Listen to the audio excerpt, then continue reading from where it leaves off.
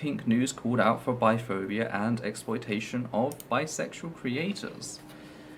So, on the 12th of June, the official Pink News Twitter account tweeted out, I do quote, meet Prince Philip of Hesse, the Queen's third cousin, a bisexual dilettante, and Hitler's art dealer, end quote, including an article written by Lily Wakefield. Now, this just sorry, I have to try to think. This set off a lot of reactions by members of the bisexual community because, again, this was happening in June, this is happening during Pride Month, and literally one of the first bisexual focused stories they run is about a bisexual person who is apparently linked to Hitler. And this set off a lot of criticism. People started coming out and criticizing the fact that, they weren't really covering, many of the wonderful examples of bisexual people, bisexual heroes, etc. You could have done something on Malcolm X if you want to do something on a bisexual icon. Freddie Mercury, again, very often miscorrectly presented as gay, actually bisexual. There's so many great so many great bisexual icons out there. So why are you doing an article about this person who is linked to Hitler? In Pride Month, of all months. Now, I should probably talk a bit about the general animosity that exists in the LGBT plus community surrounding bisexual people. Before you get into the whole thing, is it okay if I just quickly clarify for people what a dilettante is? I quickly Googled it. Dilettante is someone who cultivates an interest in an area like the arts without any kind of commitment or knowledge. So, that is also a real slap in the face. It's an insult. Not just talking about a bisexual person who's related to Hitler, but defining them as someone who is basically lazy and unlearned. What the fuck, Pink News? Anyway, sorry, go on. Yeah, you could do something that added to bisexual culture, but no, apparently you've got to link bisexuality to Nazi fascism. The bisexual community's relation to the gay community is not that great, and it is not the bisexual community's fault. I'm just going to get that clear. Then again, people are probably going to say I'm biased in that regard. But the fact is, in the early emerging community, bisexual people were very quickly pushed out. At various prides, they have tried to be included, they have fought to be included in. Very often, gay people have told them, no, you do not belong, as bisexuality isn't a real sexuality, it is just promiscuity. Promiscuity, it's just a bedroom thing, it's a sex act, it's a kink. Those are genuine arguments that were originally being made. And people even attempted to set up their own pride, their own bisexual prides, and those didn't do so well because the state didn't support them. Just even fighting for the acronym to be included alongside lesbian and gay was a hell of a fight. There was one pride group I remember which was lesbian gay. They changed it to lesbian gay and bisexual, and then the lesbians turned up in mass and changed it back. They excluded the bisexual, a high-ranking bisexual figure, and they changed it back. Only for the bisexual community to then come back years later. This is generally what's been going on. In the lesbian community, we had the whole gold star thing. If you don't know what the gold star thing is, I envy you, but I'm about to ruin that. Gold star, sometimes referred to as gold card, I've also heard it called. These are lesbians who go around hinging their entire identity on the facts that they aren't and they are women who aren't, have never been attracted to men, and have never slept with a man. and they will literally demean other lesbians and bisexual women. If they have sex with a man, if they're ever attracted to men, etc., they will call them lesser, political traitors, etc. And we end up, and Divine brings up a very good point, straight passing is another common argument, the idea that bisexual people have some sort of privilege. They appropriated terminology from, ethnic rights groups, which doesn't really work because you love who you love. Where that falls, it falls. So, there's been a lot of hostility towards the bisexual community. In my early years out as bisexual, a lot of shit I used to get was for bisexual being trans-exclusionary, is the argument I used to hear. Some people would go further and specify exclusionation on binary people. This, of course, famously led to the Bisexual Manifesto to declare that, it isn't, the term's origin doesn't define the usage today. It's not limited to male and female, and don't just assume it's male and female. And this has led to animosity towards the pansexual community, because very often people say bisexual is trans-inclusionary, use pansexual instead. I should note, whilst it was the case in the first instance I ever came across pansexuality, that the person who argued this was pansexual himself. In almost all cases I've heard of this since then, it has always been gay people arguing this. It seems that no matter which way you pick, if you're pansexual, you're a new identity, a unestablished, you're just creating terminologies. If you're bisexual, well, you're trans-exclusionary. Which is ironic considering the gay community's response to trans people. So yes, there's been a lot of issues with how the LGBT plus community has treated the bisexual community. The result of which is when it comes to things like sexual violence, domestic abuse, queerphobia, a lot of bisexual people can't use LGBT plus services. And I say LGBT plus services because that's how they advertise themselves, as being open to all, but they still feel like they can't use them. And this is in spite of the fact that bisexual people, specifically bisexual women, are the sexuality with the highest rates of sexual violence. Because sadly partners can find out, that can lead to domestic abuse and sexual violence. There's also attempts at corrective, and lesbians pretend like corrective rape is an issue that only impacts them. It isn't. It also impacts the bisexual community and the ace community. Bisexual people have been receiving shit for years. When we do suffer, like there were two women, I think last year, who were assaulted on a bus, or it might have been the year before. All the papers were reporting lesbian couple, gay couple assaulted, and one of them had to vocally state in her statement that, no, I am a bisexual woman, because her identity was just erased. I have an example personally. That happened when I was working at Support You, which was an LGBT plus support charity. That's where I used to man the phone lines. I used to do crisis support. I used to do various different things. Main role was media, but if you were in the office, you were manning the phones because we didn't have enough people. We were at a Christmas party, and one of the people there, she has 2 children and a husband. We were going round. We were doing Never Have I Ever. And it came out that we turned up, she had been with women.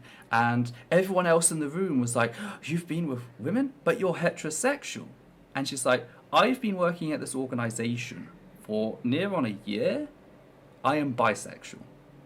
They just assumed that because she was married to a man and had children, that she was heterosexual in an LGBT plus support group.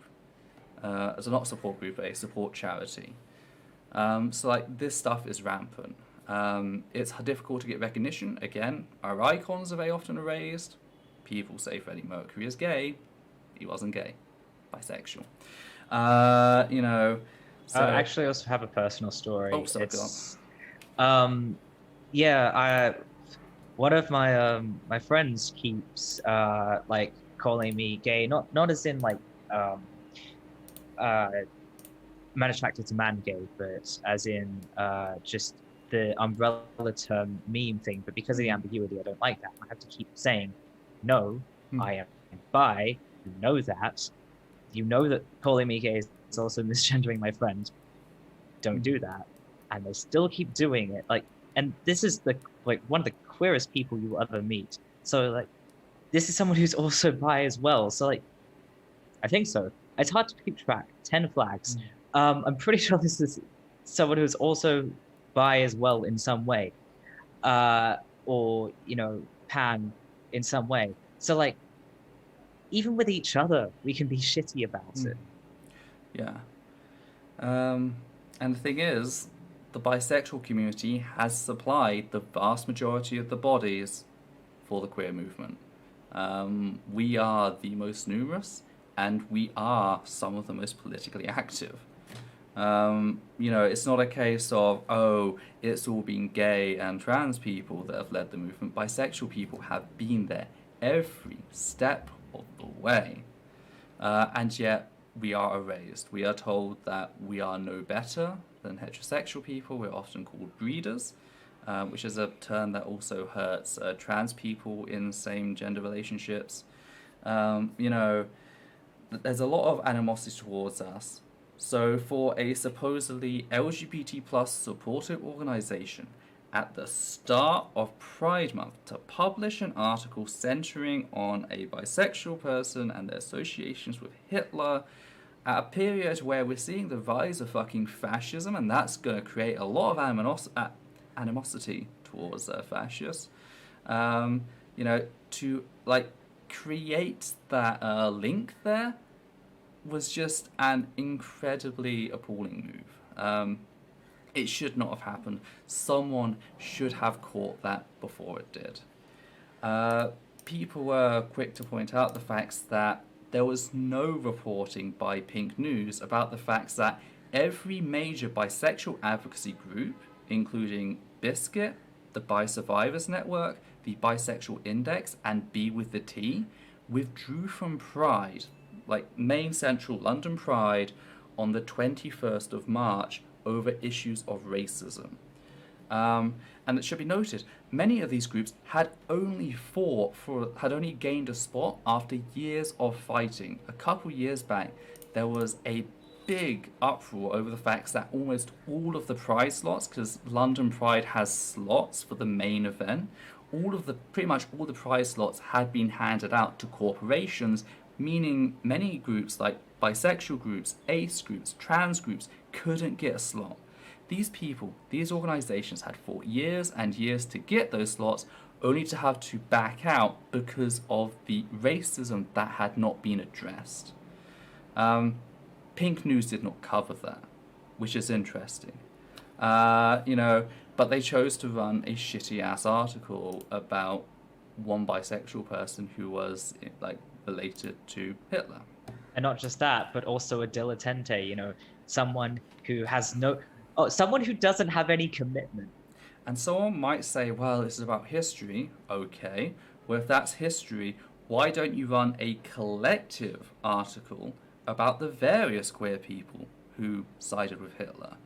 For those who don't know, Ernst Röhm was the leader of the SA. If you don't know what the SA were, they were the browncoats, they were the thugs, they were the on-the-group foot soldiers as the Nazis rose to power. They were tasked with going to meetings, very often of anarchists and communists who were running in opposition to Hitler. They turn up and they would create a riot.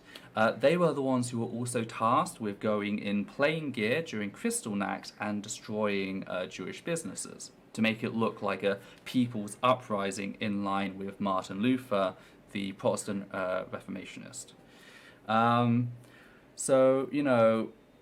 Ernst Röhm was a gay man who was then later on assassinated because Hitler feared him. He was one of the few people who could call Hitler Hitler because that's how respected he was. He didn't have to call Hitler Mein Führer. but Hitler grew a little too afraid of his power, so assassinated him during the light of the Long Knives. I noticed that Ernst Röhm didn't get an article, so it seems that Pink News understands that maybe we shouldn't be posting this shit during Pride Month about a demographic that don't exactly do a whole lot for. Because again, that was one of the criticisms the bisexual community had. Pink News, whilst it says it fights for the LGBT plus community as a whole, doesn't do a lot of coverage of bisexual people. I started going through a number of their articles just to see. The only sort of articles I saw regularly were celebrity gossip, which is used to humanize the community as a whole. As a footnote, so they say LGBT plus, lesbian, gay, bisexual, transgender, etc. Instances of extreme violence, which again is used to humanize the community as a whole. See the previous example I mentioned earlier of the 2 women who were assaulted on a London bus. And or pieces such as the one on Prince Philip of Hesse.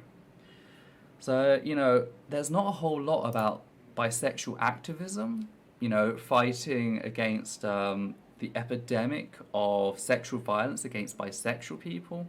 There's nothing about that.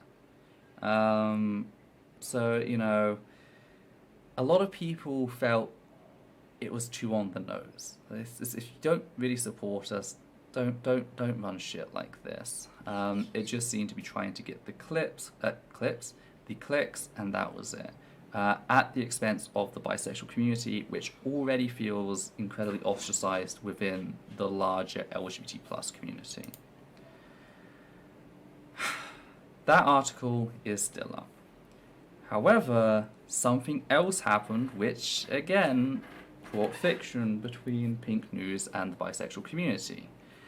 And that was the fact that Pink News announced the sale of a shirt that had "Bisexual Men Exist" printed on it. Now, the reason this caused an issue was the fact that Vaxneet Mehta, he/him, was the creator of the hashtag "Bisexual Men Exist", who had designed a similar t-shirt to be printed by the LGBT plus charity Rainbow and Co. Now, Van Eyck's was clear that the issue wasn't about money, since he wasn't receiving a cut of the sales made by Rainbow and Co. All money was going to the charity.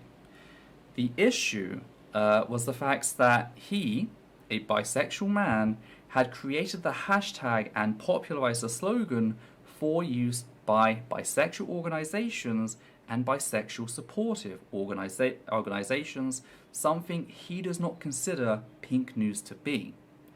He noted how, in spite of being contacted about the campaign, Pink News had failed to cover the shirts by Rainbow and Co., as well as a billboard hosting the same slogan put out by Biscuit, another one of the bisexual organizations mentioned earlier.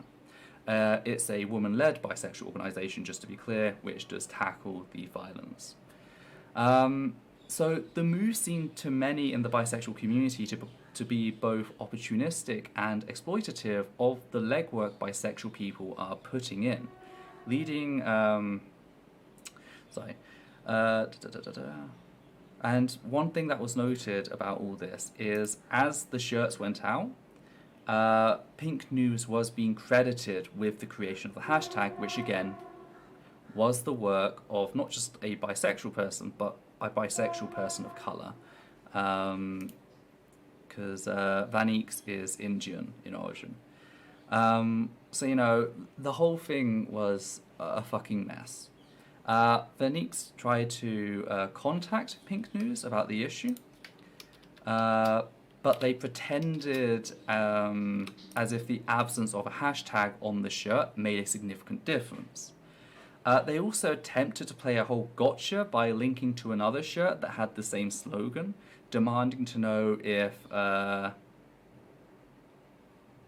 don't know. Sorry, I don't know why it's changed the name. Demanding to know if Van Eyck's Meta had anything to do with that. The whole idea being that, well, if you weren't involved with this shirt and you're not going after it now, or, you know, it might have been around before you, then you don't really have anything to say against us. Now, I tracked down that page, that shirt, and couldn't find any date for the designs, etc. What I did find, however, was the creator's Facebook page, which only has 106 likes. So it's very possible that the shirt was created after the hashtag. But it is also possible that the Indian-based clothing line came up with the slogan independently. So there is that possibility, and it's possible that Van later came along and recreated the slogan on their own. But I wasn't satisfied there, so I dug a little deeper, and I found the creator of the shirt that Pink News had linked selling shirts on Etsy. However, out of the 10 Pride shirts in their line, the Bisexual Men Exist shirt was completely absent. Now, this was interesting, since you'd expect a small creator to post all the shirts they had available at the time if they were going to post some. So I checked the dates on Etsy, because I could actually do that in looking at the reviews and the comments. And I noticed that all the shirts on Etsy had been posted sometime during Pride 2020, making it seem like this was Eugene's Pride line that year, and that they hadn't yet returned to post their 2021 Pride line to the site, suggesting strongly that the Bisexual Men Exist shirt that was linked was a 2021 product, increasing the likelihood that it was created after the hashtag gained popularity. Either way, they are also a small independent creator, not a large news group, which was well aware of the hashtag campaign and the shirts being sold elsewhere. So there was just a big difference between the two. And it was just amazing to see Pink News reduce themselves to this sort of pettiness to try and say, well, they're doing it, when they should have stopped and thought, why are we doing it? Sorry, it sounds like you're saying. Yeah, it's saying, well, this small independent creator is doing it isn't the brilliant defense they think it is, because that only works if they think that they have the oversight of a small independent creator. Like, oh my god. Thankfully, the shirt has been removed. But this was not before the web editor for Pink News, Ryan Butcher, went ahead and, I think it's Ryan John Butcher, went ahead and blocked Vaxney Meta, seemingly for calling them out on a mistake that Pink News now acknowledges. They of course downplay it as like an oversight on our part, but they acknowledged there was an issue. It was noted that Vanex was... I just double check that. 1 second, I just got to open this to make sure I'm getting the name right. Because it is Vaxneet. Okay, Vaxneet.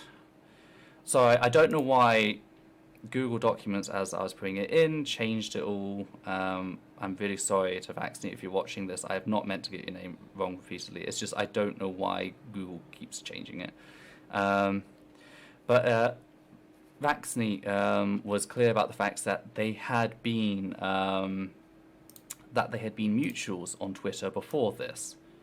So, you know, it is a really petty move on their behalf to go ahead and do this. I'll just see if I can find any more. Anyway, and it also sets a standard, because it sets a precedent of this one-time complaint. Vaxneet was in the right. They complained about, you know, their activism being infringed upon, and for that they have been blocked by Ryan. So it really does show just how far the this anti-accountability culture has sort of gone, where you can be right, you can criticize someone, they acknowledge it's right, and they will still fucking block you for that, not because you've acted like aggressively or abusively towards them, just because you are a thorn in their side, you are a bother. So it means that if they do something similar in future, Vaxneet can't contact them, can't make an issue, or call this sort of behaviour out. They also can't call out issues relating to Pink News's coverage on bisexual people. All because it made Pink News look bad by pointing out their actions. Yes, not a particularly community inspiring experience, and this does raise questions because we have used Pink News articles in the past, and it raises questions about how and if we want to do that in future. And you know, we always try to find the original source, like the article about racism inside the gender critical movement. Track down the original source, use that because it is always better to go to the original source if we can find it. But I personally work really, really hard to find original sources. Technically, this is not related to this, but I've been working on a video that actually said I would do a few streams back. And I found this really lovely resource where it's a meta-analysis of all these studies. And it's really tempting to just use that and nothing else. But no, I will track down the original studies as much as I possibly can. But like, it's a lot of work and things aren't always available. And especially when it comes to reporting on things that have happened offline, no matter how hard you work and no matter how much you follow the rabbit hole, it's always just going to be some reporter saying stuff with nowhere else you can go, unfortunately. That's what I'm saying, that there will sadly be times where we come to the end of things and we're going to have to reference Pink News. And like when especially it comes to that, it's like sometimes we have to reference other papers which are far worse than Pink News.